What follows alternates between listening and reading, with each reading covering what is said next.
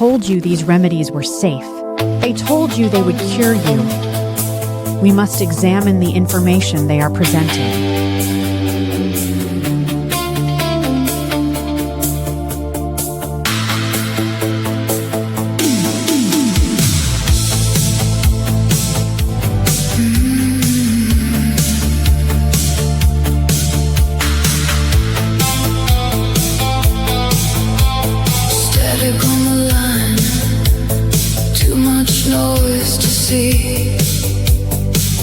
Every headline shifts, change the name, repeat. Clarity in the chaos, cut it to the core, Everything they bury, rising to the surface.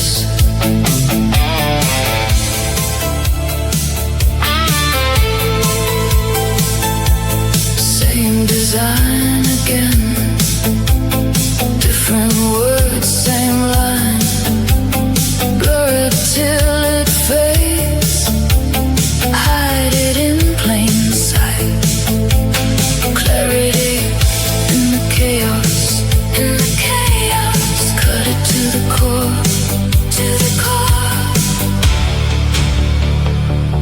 distill it down. Says it all in the chaos.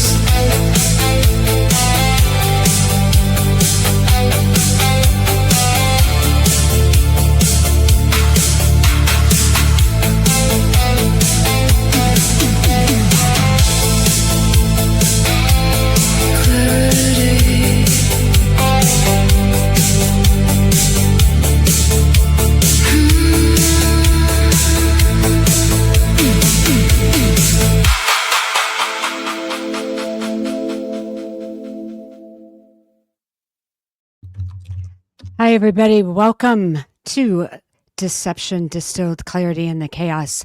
It's Friday, May the 8th.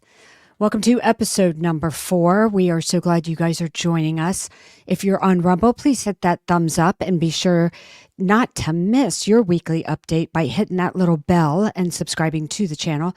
Last week, you guys were amazing. All those thumbs up got us, Patrick, to number 12 on the leaderboard. Like, whoa. Yeah, baby. That is amazing. Thank you, everyone. If you're watching on X, please hit that little heart, drop a comment, share the show. We are blessed to have our newest Doses team member, Chris Schaus, moderating over in the chat. And I do see Magadai over there. Thank you guys so much for what you do. Patrick, this week has just been nothing but chaos with this whole hantavirus, right? So We're going to do our best this evening to try to bring some clarity to this hot ass mess.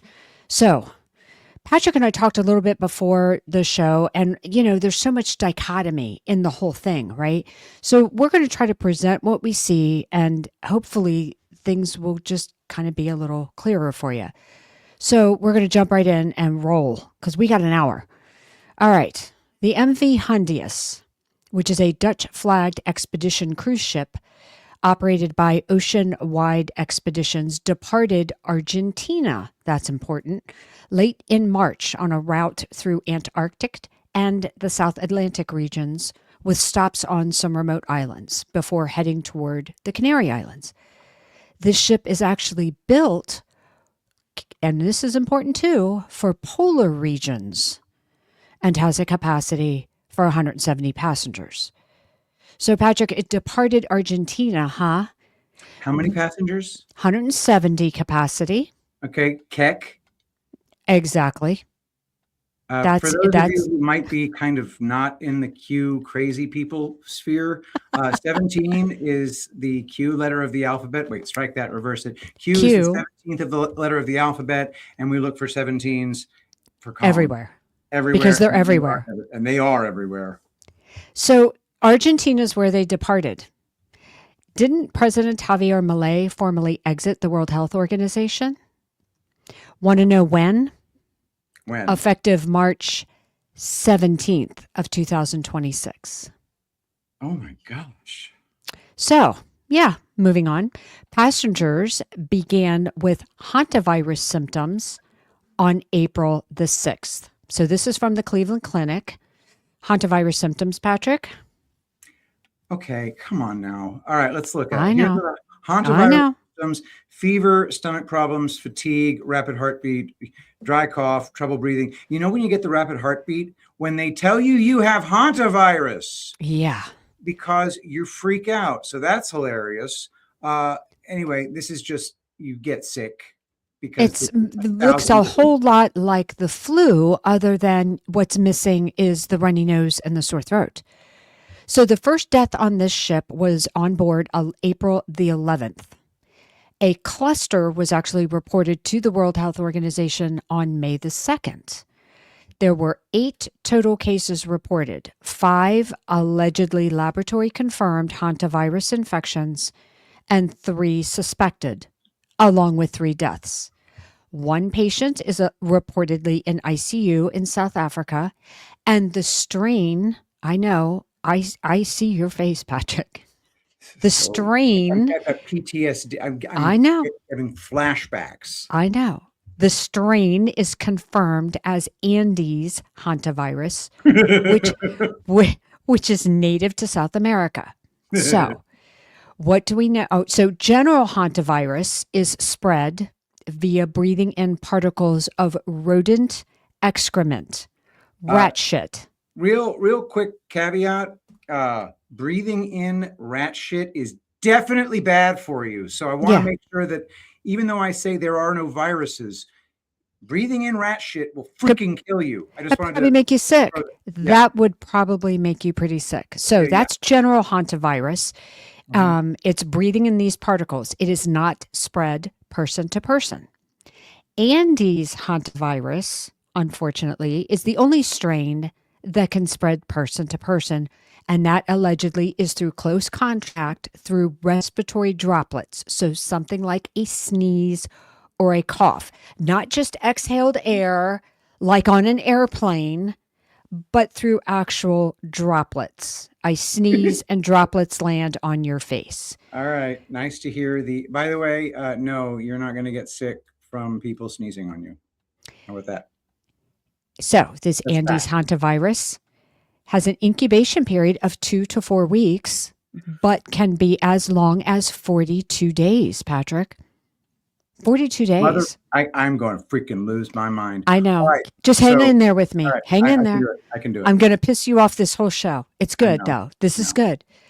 So the early phase is flu-like, like we just discussed, dry cough and a rapid buildup of fluid in the lungs, progressing to respiratory failure. Reportedly, the fatality rate is high unless you get prompt supportive care. Now, this data point's important. Typically, there are between 100 to 200 cases of the Andes hantavirus annually worldwide. Only 200 cases worldwide. So, it is believed that passengers were exposed to this Andes hantavirus during shore excursions where they were bird watching or some kind of crazy stuff. I got a video from John Solomon. Here you go. John, I have to ask you about the hantavirus outbreak on the Dutch cruise ship docked now in South Africa. 3 dead. I believe there are 4 or 5 more sickened as I last checked. Dead bodies still aboard the ship. This is concerning because the World Health Organization boarded this ship and said they didn't find any rats. We've traditionally thought this was a rat-borne disease coming from the dust of rats or rat excrement. None of that was found aboard this ship when it was inspected after these people started falling ill. So, John, now there's speculation. We're a little PTSD after COVID.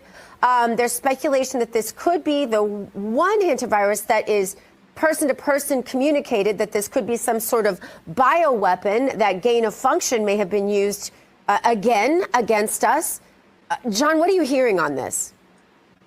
Nobody I've talked to inside the government yet believes that this is a bioweapon yet. Now, we're early in the phase. There is human-to-human transmission, according to my sources in the CDC, and the World Health Organization has suggested that they're going back to patient one to see if that patient, whose sickness I think broke out around April 10th or 12th, so at the very beginning of the cruise, where did they fly from? Who were they in contact on the plane? Did they have rats in their facility where they worked or in their home, kind of like what we saw with Gene Hackman a couple of years ago when he and his wife died of the hantavirus. So they're going back to ground zero. I think there's still a level of confidence that someone came in contact with mouse or rat excrement or urine, brought that onto the ship, and then it spread. The hantavirus does spread when you're in close quarters. If you're in a large public area, it's not a highly transmittable disease. But when you're in a close quarters like a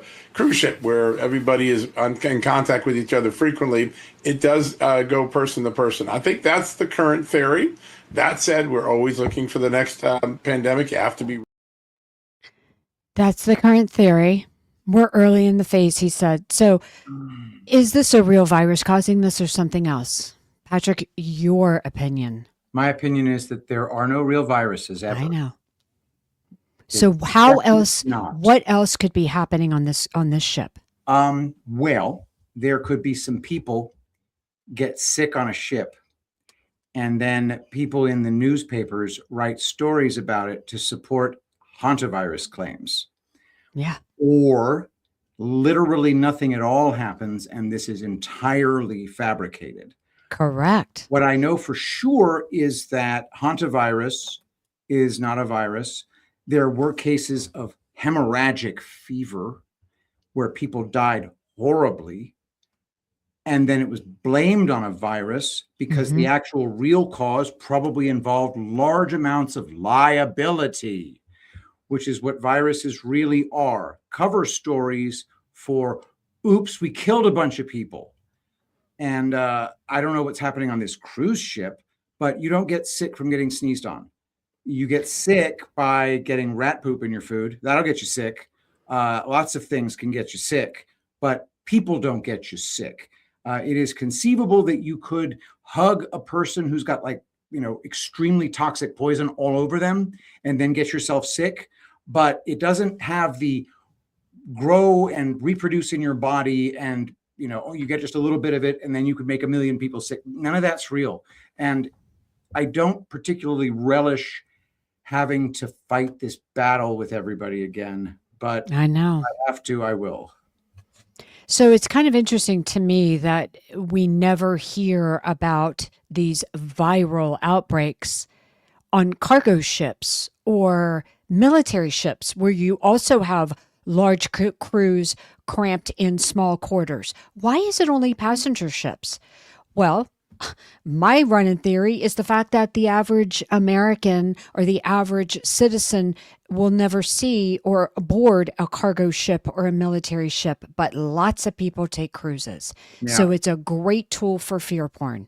Agreed. Great tool. Absolutely. And I think the cruise industry in general has become more democratized over the past few decades. I mean, there's some cheap cruises. Anybody can afford a cruise now. So it's something we all can be afraid of, I suppose. Right.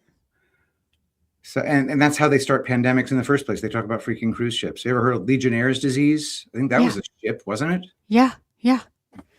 Well, the first death actually occurred. Patrick, if you want to read this. Some hantavirus cruise passengers are back in the U.S. 26 passengers disembarked the ship at St. Helena on April 24th. Down at the bottom, the editor's note. The story was updated to reflect a total of 30 passengers had disembarked at St. Helena on April 24th, including the deceased passenger, based on new information from the cruise ship company Oceanwide Expeditions. So 7 of those that disembarked in St. Helena were Americans, and they have returned to the U.S. to Arizona, California, Georgia, Texas, and Virginia, and are being actively monitored since they're still in that very long incubation period by the CDC. Most of the passengers stayed aboard to complete the itinerary. 10 days after that disembarkation at St. Helena, we got Jake Rosmarin, Crying Jake, a Boston travel content creator who recorded and released this. I normally wouldn't make a video like this, but I feel like I need to say something, so I wrote a few things down. I am currently on board the MV Hondias, and what's happening right now is very real for all of us here. We're not just a story. We're not just headlines. We're people. People with families, with lives, with people waiting for us at home. There's a lot of uncertainty, and that's the hardest part. All we want right now is to feel safe, to have clarity. I can't anymore. He just wants to feel safe, Patrick. He's afraid that his boyfriend has coronavirus. So my question is, if he's so freaking distraught, why didn't he get off the ship at St. Helena? He's so distraught. No, 10 days later, he, reads his script as he's instructed to do and releases this. But what's interesting, he has a TikTok account where he's a travel blogger. He doesn't release that video that's gone viral on his own TikTok page. No, he sent it to CBS News. Yeah. So now many are questioning this entire story, and many are angry. Okay, so tell me this. Speak comfort to me, Jacob Marley. Is there any chance that this is just going over like a lead balloon already? Yeah. So, because many are questioning and many are angry, I think maybe that's the point. Do not comply was actually trending on X. And according to Grok, because I spent a little time on Blue Sky last night, you should not go there without parental supervision, just for the record.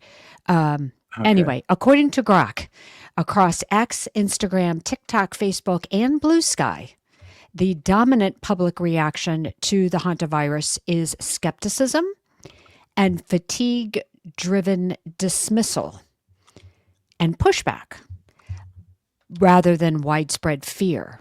Now, Grok did say it fell short of outrage, and I found that very interesting because I think that's where we're going to need to go. Oh, my God, yes. Is into outrage. So even on Blue Sky, they're pushing back saying this isn't real. Don't freak out. This isn't dangerous. They're already pushing back against this narrative. So now they're going to need to get pushed into outrage. So buckle up, folks. Now, thinking about this, is this entire narrative to manufacture that outrage so that we can bring COVID and pandemics right back up into the public consciousness to prepare us? Femboy, that crying femboy dude is definitely central casting if you're trying to produce somebody who's completely uncharismatic and unsympathetic. You just want to punch him. Yeah. So if they're driving this to outrage in the public narrative, to get the public outraged and to get us ready for potentially COVID accountability phase coming, let's look at like some of the similarities because like for me, I woke up during COVID, right? And when I woke up, I got outraged. Well, a lot of people didn't get outraged during COVID. They just complied. And so those folks are going to need to be brought into outrage. So there's a lot of similarities between this and COVID. So we're going to walk through those. First, we got a clue, Patrick. Oh my, we have from Fox 13, coronavirus lived on Diamond Princess cruise ship for up to 17 days, CDC says, published March 25th, 2020. So 17 days, huh? It lives for 17 days. Now, I was not yet awake, so I wouldn't have picked up on that 17 then, but I sure did today.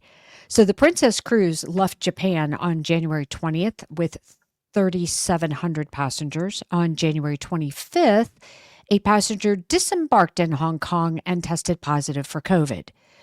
On February 5th, quarantine and testing began on the ship. By February the 10th of 2020, 136 on board had tested positive, and by the end of the outbreak on the ship, 712 tested positive, and allegedly up to 14 died. Now, they were using PCR tests, Patrick, which is the same kind of test allegedly they're using for hantavirus. What do we know about those PCR tests, Patrick? They don't test for things other than whether or not you are stupid. Yeah. So the PCR test, guys, it's all dependent on cycle threshold. So if you get swabbed and they throw it in the machine and they spin it more than 30 cycle thresholds, then they're going to find whatever it is they're looking for. If you have ever had anything ever, they'll find it. So the PCR tests are crap. All right, now let's look at COVID from China. Just take a look at these pictures. Okay. Remember, this is 2020. This is COVID, and it's all these Chinese cast in this movie wearing hazmat gear, and these are wonderful little pictures for people who are very gullible, which most of us were back then. I was. Back in 2020, for a little while, these made sense to me. Oh, well, there's a virus about, and in China, that's where the viruses come from, because, the Chinese are filthy. So that's where it's coming from. But now we know that it's just actors being staged. This is the World Health Organization boarding the Hondius, Patrick. Does that look familiar? The Hondius is the How about this one? They call the hantavirus ship the Hondius. Uh-huh. That even sounds like hantavirus. Whatever. Okay. We're going to keep going. Here's the CDC from January the 20th. I had to go back to the CDC archive. So read the highlighted date and then read the highlighted portion, Patrick. This is from the CDC archive from Thursday, January 30th, 2020. So right before the big COVID. Quote, given what we've seen in China and other countries with the novel coronavirus, CDC experts have expected some person-to-person spread in the U.S., said CDC Director Robert R. Redfield, MD. We understand that this may be concerning, but based on what we know now, we still believe the immediate risk to the American public is low, end quote. And the CDC from May the 6th, 2 days ago. Well, hold on. Here we go. From CDC Gov on Twitter. We understand that people are concerned. Hantavirus is not spread by people without symptoms. Transmission requires close contact, and the risk to the American public is very low. Doesn't that sound familiar? It's freaking Dr. Jay Bhattacharya. He is the acting director of the CDC because we currently don't have. Yeah, Mr. Medical Freedom himself. We don't have a CDC director. He's the acting director, as well as in charge of the NIH. Interesting, right? That we don't have a CDC director in the midst of this. How about the World Health Organization? Preliminary investigations conducted by the Chinese authorities have found no clear evidence of human-to-human transmission of the novel coronavirus identified in Wuhan, China. That's from January 14th, 2020. And then yesterday, Tedros of the World Health Organization says so far 8 cases of hantavirus have been reported and 3 deaths. While this is a serious incident, the WHO assesses the public health risk as low. WHO will continue to work with all relevant governments and partners to provide care for those who are affected, protect the safety and dignity of passengers, and prevent onward spread of the virus. Why hasn't this guy been hanged? But you see how it's the same. Early, exactly it's the same, right? So then there's this crazy coincidence. From Newsweek, December 9th, 2024, updated December 16th, 2024. Hundreds of vials of deadly viruses missing after lab breach.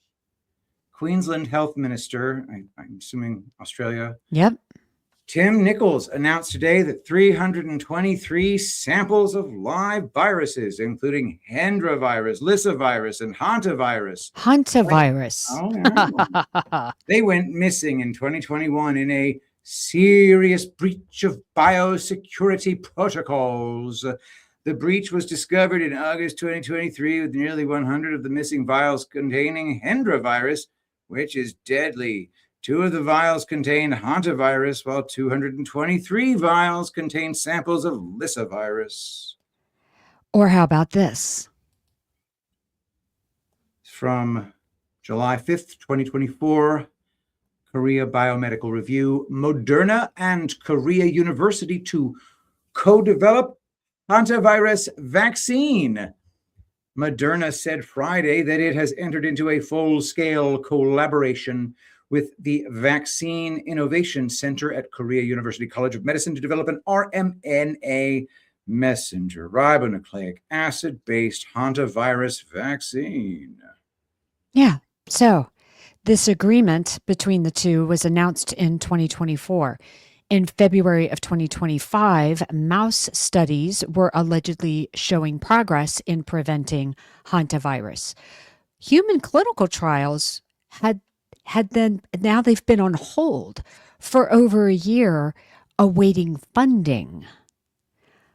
On April 13th, a Seoul, am I saying that right? Seoul? Yeah, close enough. Economic Daily article noted, quote, concerns are mounting that the project may be abandoned. So this was, not that long ago, they were going to be abandoning this because of funding. And then we saw this, Patrick. From BBC News, this is from May 7th, so yesterday, 2026. Scientists working to create hantavirus vaccine. James Diamond. He's west of England. Moderna stock jumps 10% amid hantavirus outbreak concerns. Damn it. Why didn't I buy it? Classic reaction, right? Speculative buying on the potential future demand for a vaccine candidate. And then Nick Hulsher put this out. Nick Hulsher is the epidemiologist with the McCullough Foundation. Nick Hulsher on Twitter. Vaccine cartel and U.S. Army are developing 13 hantavirus vaccines and gene therapies, 6 DNA vaccines, U.S. Army, 3 mRNA vaccines, Moderna, China, Canada, 2 viral vector vaccines, UK, Canada, 1 inactivated, licensed in Korea, and 1 protein subunit. I will not be taking any of them. Yeah. So think about this. This is significant vaccine development for a relatively low case rate globally. I mean, it allegedly has a high fatality rate, but the case numbers are fairly low for all of these vaccines to be in development, unless, a higher case rate is anticipated. And then we had this. You only have to read the yellow part on the right, Patrick. But read the other one. Pulmonary infection. This is from the cumulative analysis of post-authorization adverse event reports of PF 0730204-8BNT6T. Blah, received through, what the hell is this crap? I will tell you. This is an early safety report from Pfizer on their COVID-19 vaccine, and it's identified as BNT, standing for BioNTech 162B2, also known and marketed as Comirnaty. What this does, it summarizes 42,086 adverse event reports that got sent in after the vaccine was authorized and being used in the United States, the UK, Europe, etc. This is required safety monitor. This whole document is a required safety monitoring document that Pfizer prepared for regulators. It got released via a FOIA lawsuit. That's the only reason we can see it. The Public Health and Medical Professionals for Transparency filed a lawsuit against the FDA for this information. It became available to the public in March of 2022. And as you guys can see in the document, that hantavirus was reported. And if you are interested in reading this document for yourself, the link to this PDF is in the description below the show. Don't take my word for it. Go read it yourself. Then we had this coincidence, Patrick. Good grief. All right. So now World Health Organization, this is a news release from April 27th, 2026. So just over a week ago. Practicing today for tomorrow's emergencies. World Health Organization convenes countries and partners to simulate response to major disease outbreak. So how often do they do these things? Yeah. So this one was called Polaris 2. And it was a World Health Organization simulation that was just held April 22nd and 23rd last month, testing a global response to a fictional new bacterium. The World Health Organization director, Tedros, highlighted this simulation as demonstrating that, quote, global cooperation is not optional, it is essential, end quote. But here is the really interesting data point that I want to bring to your attention, everyone. Polaris 1, because this one just held a couple weeks ago, was Polaris 2. Polaris 1 was held a year ago, April of 2025. Get ready for this, Patrick. The scenario of Polaris 1 was an infected Arctic researcher boarding a ship and spreading a fictional virus from melting permafrost to passengers. The link for that exercise is also in the show. So, Patrick, what kind of ship is the Hondius with the hantavirus? A cruise ship. Right. Did you know that it's built for Arctic region explorations? It's I think there are a lot of these cruise it's an icebreaker. Yeah. Oh, whoa. Arctic. Polaris 1. An Arctic researcher boards a ship and gets everybody sick. Isn't the speculation about the Hondius that passengers boarded the ship after an excursion and spread hantavirus? You cannot make this up. You can't. No, you can't. Well, actually, they do it for a living. So they do. You can make it up. You can. So what took place right before COVID?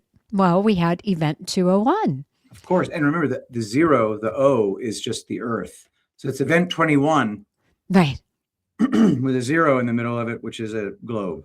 Yes. It was a simulation hosted by Johns Hopkins, the Gates Foundation, and the World Economic Forum, where a coronavirus originating from bats leads to a severe global pandemic. It was held October 18th, 2019, 2 months before the COVID outbreak.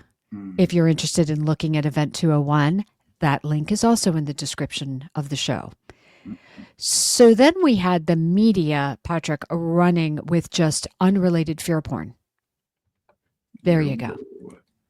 Jerusalem Post. This is May 7th, 2026. First case of hantavirus diagnosed in Israel after patient's visit to Eastern Europe. However, unlike the outbreak of the South American Andes strain currently drawing attention aboard the MV Hondius cruise ship, the Israeli was infected with a European strain of the virus. Has nothing to do with the ship. Has nothing to do with the ship. Also, no strain. And then today, CBS News. Go ahead. CBS News, 2 New Jersey residents were potentially exposed to a person infected with hantavirus during air travel abroad, according to freaking health officials. That's just today. Right. So everybody was on fire that, now hantavirus has entered the U.S. I think health officials should all be put in prison just for having the job title health official. And then this from GBN and Singapore. Now we've got some breaking news. Hantavirus has reached Singapore with 2 people suspected of having the deadly disease currently isolating while being tested by doctors. We'll bring you the latest on GB News throughout the day. Just freaking... Just fear porn. Just bite me. Just bite me. So clearly, as you guys have seen, there is a reason for having some skepticism on this whole hantavirus.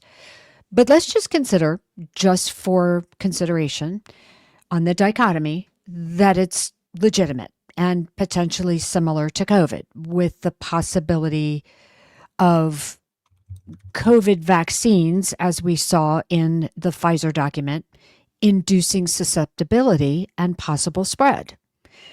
Because the thing that I thought about when I looked at that was, are we going to see those who have been COVID-19 vaccinated testing positive for hantavirus? Oh my God. Are they really going to do this? Are they really going to freaking do this? So how do we avoid the panic? I don't know what to do with these people, dude. The way I'm thinking of it is, if you take a PCR test, you're retarded. Yeah. But I think the ones that are going to test positive are going to be the ones that have had the COVID-19 vaccine. And thanks to, it's gone now, but I saw it in the chat, thanks to whoever that was that put up there, and Scavino and Trump gave us the heads up on this with the penguins, the Arctic connections, Polaris 1, the Arctic ship now with hantavirus that does explorations where in Arctic regions, and we had penguins. So you can't make it up. All right. So hantavirus, reportedly, allegedly, what we're being told is a single strand RNA virus. And simply that means that their genetic material is in one single strand of RNA, which it in simple terms means it's easier and faster to copy than DNA. So allegedly these viruses can multiply more quickly. What other viruses are designated as single-strand RNA viruses? Coronavirus. Well, COVID and flu. So back during COVID, we had the 15 days to slow the spread, and that was announced on March 16th of 2020. Dr. Vladimir Zev-Zelenko, a general doctor up in New York, where 35,000 people live in 1 square mile, it's a little Jewish community, said that the standard protocol back then has been just doctors telling COVID patients to go home, drink fluids, take Tylenol, right? Then if it gets bad, you go to the hospital, you get intubated, and then you have a 50% chance of dying. Dr. Zelenko divided his patients up into high-risk patients over 60 that had symptoms, or anyone sick with like a chronic medical problem like cancer, diabetes, high blood pressure. And he initiated treatment. At that time, it was taking 72 hours for a COVID test result to come back. So he said those were crucial 72 hours. If we can intervene early, we can reduce the viral load so that the person's immune system could actually clear the infection without the development of the acute respiratory distress syndrome or pneumonia. So he said zinc is known to inhibit viral replication because it stops an enzyme that allows the virus to reproduce. According to Dr. Zelenko, hydroxychloroquine opens the door and lets zinc in. He said it's kind of like a gun and a bullet. Hydroxychloroquine is the gun and zinc is the bullet. He then would put them on a Z-Pak, azithromycin, and he said that was needed because when the lungs are damaged by a viral infection, they become susceptible to bacterial pneumonia. So Dr. Zelenko was treating his patients early with hydroxychloroquine, zinc, and azithromycin and was seeing amazing results. On March 21st of 2020, he posted a video addressing President Trump, claiming his success rate. He followed up with a letter to Mark Meadows, Trump's chief of staff during his first term. On March 24th, Meadows reached out to Dr. Zelenko, got more information, and passed that on to President Trump. This is Trump during COVID. And I hope they use the hydroxychloroquine, and they can also do it with Z-Pak, subject to your doctor's approval and all of that. But I hope they use it because I'll tell you what do you have to lose? In some cases, they're in bad shape. What do you have to lose? It's been out there for a So Dr. Scarf Lady Burks looked like she was going to have an aneurysm listening to him talk about hydroxychloroquine. He then went on to say he was actually taking it. A lot of good things have come out about the hydroxy. A lot of good things have come out. And you'd be surprised at how many people are taking it, especially the frontline workers, before you catch it. The frontline workers, many are taking it. I happen to be taking it. Hydroxychloroquine? I'm taking it. Hydroxy. So 2 days later, I think it was 2 days. I could be wrong on that. It wasn't long after Trump puts out these videos that Governor Cuomo put out an executive order saying that hydroxychloroquine could only be prescribed in cases of rheumatoid arthritis or lupus, so that Zelenko could no longer use it to treat COVID patients. So we know what works. I mean, if you believe this is real and this is a real virus and it's a real single-strand RNA virus. You don't have to believe these things are real to see that you can get clinical benefits from hydroxychloroquine if you get sick. Correct. Very important distinction. And, I woke up during COVID and Dr. Zelenko was instrumental in my awakening, helping me to understand what, as a nurse for more than 30 years, I never understood. So hydroxychloroquine is safe. This is from the CDC. Read that highlighted part, Patrick. Oh my. Who can take hydroxychloroquine? Hydroxychloroquine can be prescribed to adults and children of all ages. It can also be safely taken by pregnant women and nursing mothers. Yeah. That's how safe hydroxychloroquine is. It's been used. You can make it yourself in the kitchen. Yeah, millions of times. It's used. People take 200 milligrams daily for things like rheumatoid arthritis, even in children, lupus, arthritis. Yeah, it's safe. So 2 years after all of that with Dr. Zelenko, right before he died at age 48 from a very rare pulmonary artery sarcoma, he posted this video, which is very prescient today in light of hantavirus. Class of viruses called single-stranded RNA viruses. And some of those viruses include all the COVID strains, COVID-19, influenza virus, RSV virus, Marburg virus, Ebola virus, hantavirus, and there are a few others. The point being is that they all are single-stranded RNA viruses that use the same common pathway in making copies of their genetic material. That's something called RNA-dependent RNA polymerase. That's what I've been talking about for the last 2 years in the context of COVID-19. But if we extrapolate that to think more broadly, then it's the same mechanism of treatment using zinc ionophores, and zinc could inhibit all the strains of COVID-19, influenza virus, RSV virus, Ebola virus, Marburg virus, and hantavirus. This has tremendous amount of national security implications, and I don't think anyone realizes. So the last interesting kind of data point I'll bring up, how did Dr. Zelenko know that zinc would stop the replication of single-strand RNA viruses like COVID? Well, this past week, we saw a lot of convergence. Fauci's advisor, David Morans, was indicted on concealing records to avoid FOIA requests on the COVID origin. And then Monday's deadline is fast approaching to charge Fauci with statute of limitations with lying to Congress on gain of function. It was Fauci's NIAID, the National Institute of Allergy and Infectious Diseases, that gave a multi-year grant called, quote, Understanding the Risk of Bat Coronavirus Emergence to Peter Daszak of EcoHealth Alliance. And Peter Daszak is named as co-conspirator number 1 in the Morin's indictment.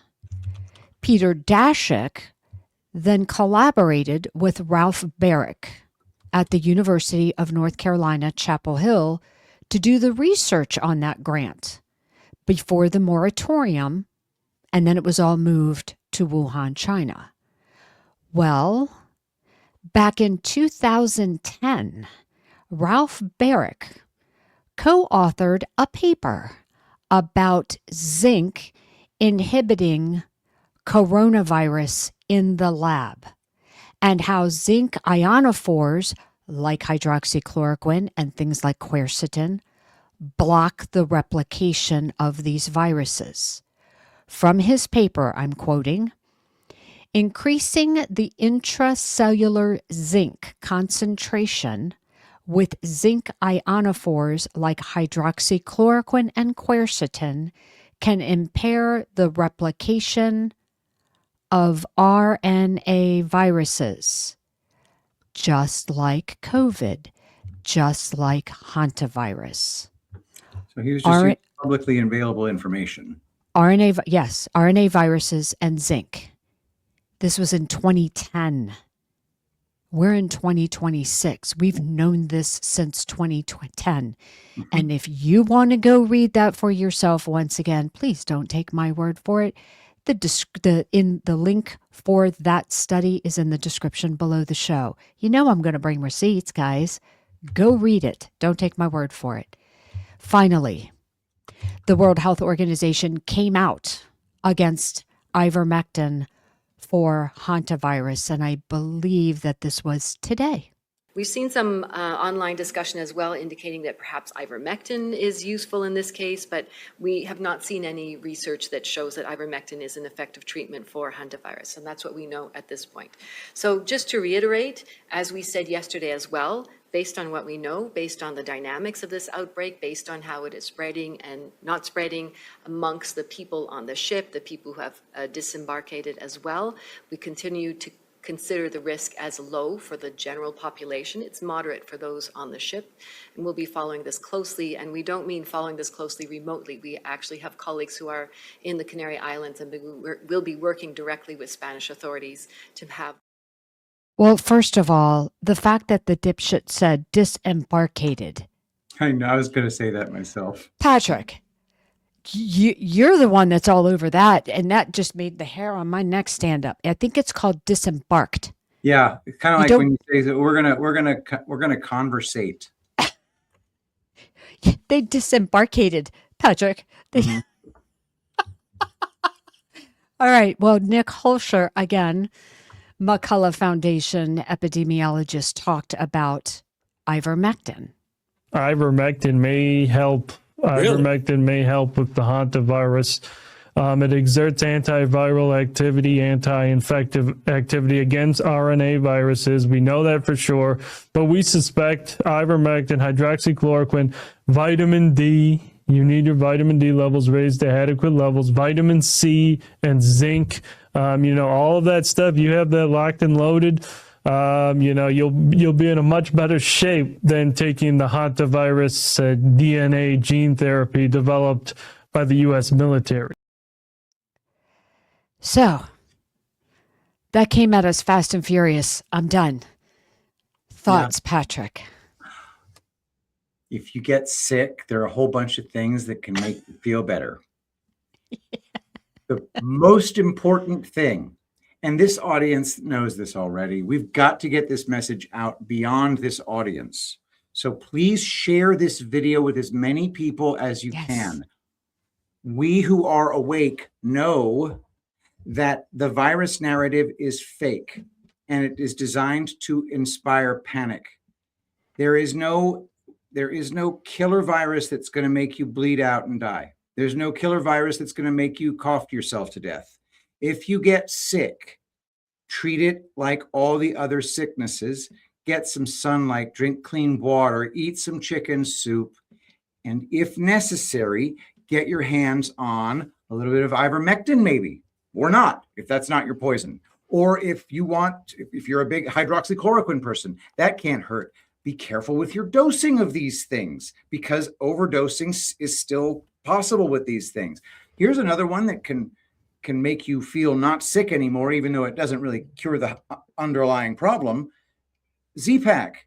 If you get a cough that just won't go away, a Z-Pak can chase that cough away and help you buy yourself some time to get a little bit less toxified in your system.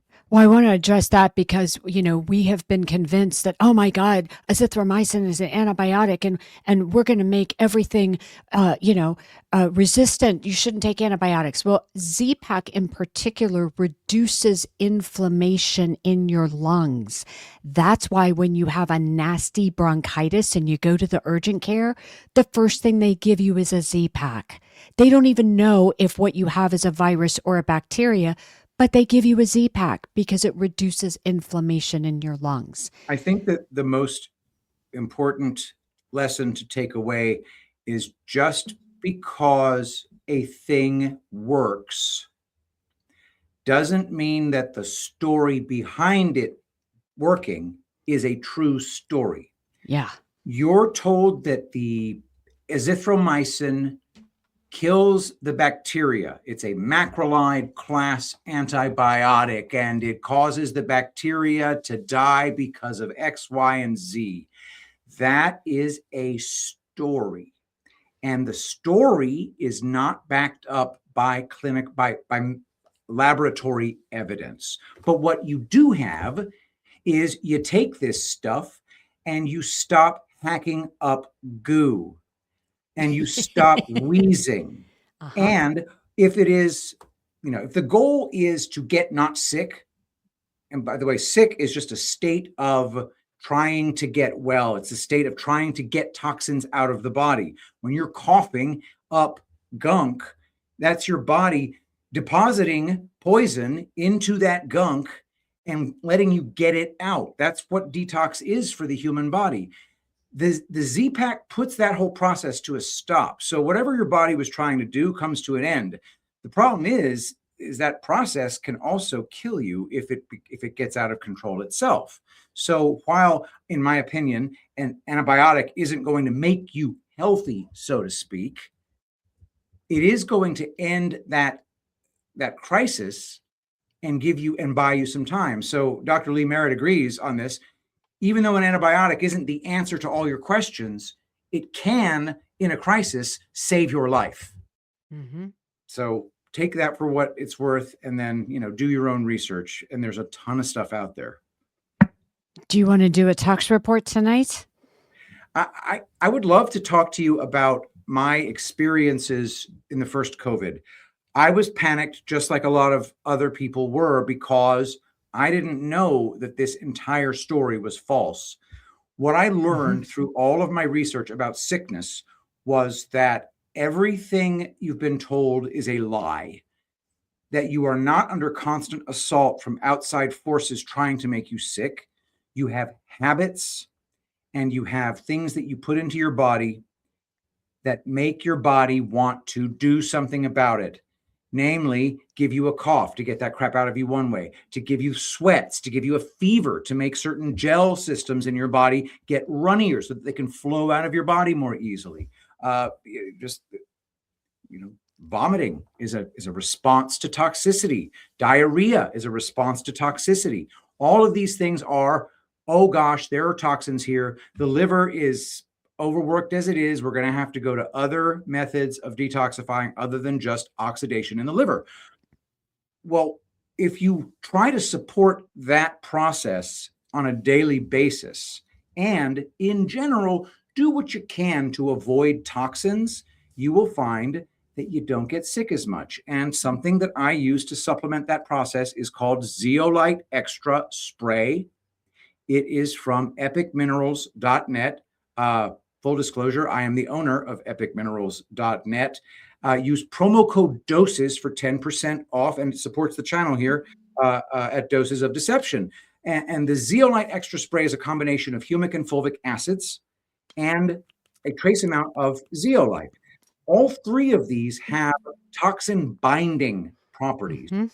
Namely, the toxins cling to them and make them easy to eliminate. It's as simple as that. So the effect, there are no side effects. There's nothing. It is a very good product to use on a daily basis. And I'm going to tell you right now, ever since I started using this stuff, I stopped getting my yearly or even, twice a year illness. Before I would have to pop some Z-Pak. Like once a year, it was terrible. I get a terrible cough once a year, and I just have to intervene pharmaceutically to get rid of it. In combination with understanding how sickness actually works, which is try to avoid toxins where you can. You can't avoid them entirely, and it's okay. We've been coming into contact with toxins our whole history as a species. We have a system designed to detoxify, but learn what's toxic, try to avoid it, and to supplement that process, zeolite extra spray. You just spray it in your mouth. I spray 20 times a day, no problem. Humic and fulvic acids, zeolite, pee it out, and then just keep ordering it and do it as a daily supplement. It really did change things for me, and I'm just delighted to bring it to you here at Doses of Deception. epicminerals.net, promo code DOSES. And for those, I'm going to try to find it here. You were talking about if you would like, and you would like to try to stock up, you guys can go to pharmacydelivers.com, use coupon code DOD5. You will save 5% off of your order. And the only reason I tell you this one is because I personally order my hydroxychloroquine and ivermectin from this company and have since I awakened in 2020 and took my first dose of hydroxychloroquine when I got COVID. So keeping those things in stock for emergencies. I do. What is the website for that? Is it what is the pharmacydelivers.com? And it was actually right after coupon code DOD5. Okay. DOD5 saves you 5%. And the only way I found this was right after I woke up. There was an account that I followed on X that was teaching everybody about parasite cleanses. And that person was using Pharmacy Delivers to get the anti-parasite drugs to do parasite cleanses. And it was through conversations with him about what he had seen with parasite cleanses on the phone that I got connected with Pharmacy Delivers and started ordering my medicines there, became an affiliate, and everyone in my family orders from that company. I can personally recommend it because I've personally taken it. So Patrick makes and uses the Epic Minerals. I use Epic Minerals. Yeah. This is for daily maintenance. Okay. So yes, if you get sick, every day. If you get super, super sick and you can't kick it, Zeolite Extra it's a good supplement, but something like a Z-Pak in an emergency is something to keep on file, or hydroxychloroquine in an emergency, or ivermectin in an emergency. Those things are good to have in your fridge or in your medicine cabinet. Yeah. And so, Patrick, since I'm a nurse and, it's clearly time to put up our hantavirus decorations, I have decided that I'm going to be working on my TikTok dance moves. So make it happen. I want to just preview for you. Okay, here we go.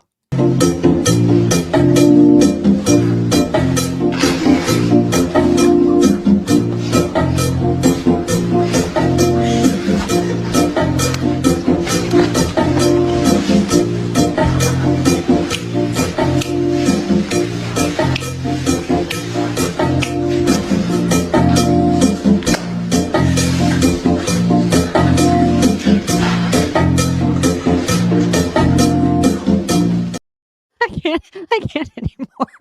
That's one of the greatest moments. I know. All right. What do you have coming up this week, sir? I have the D-Class show tomorrow. Yeah, baby.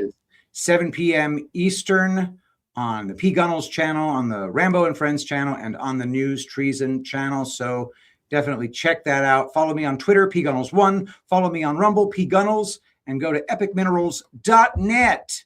Use promo code DOSES for the detoxifying zeolite extra spray. Thank you. I'll throw that. Oh, not that one. I'll throw the Epic Minerals up one more time if I can find it. You know, It's all good. There's so many. There we go. Promo code DOSES. epicminerals.net, promo code DOSES. Get your zeolite spray, guys. And again, as we're closing this evening, please, please, please hit that thumbs up. Again, last week you guys got us to number 12 on the leaderboard. Let's get it higher. And like Patrick said, get that truth out to more folks. This past week, you guys pushed the Doses of Deception channel up over 10,000 followers, and I am eternally grateful. The show is growing. We're getting the truth out to folks. I thank you so, so very much for your support. And as we close out tonight, for me this week, Tuesday, I have the beautiful and brilliant Kate Awakening joining me.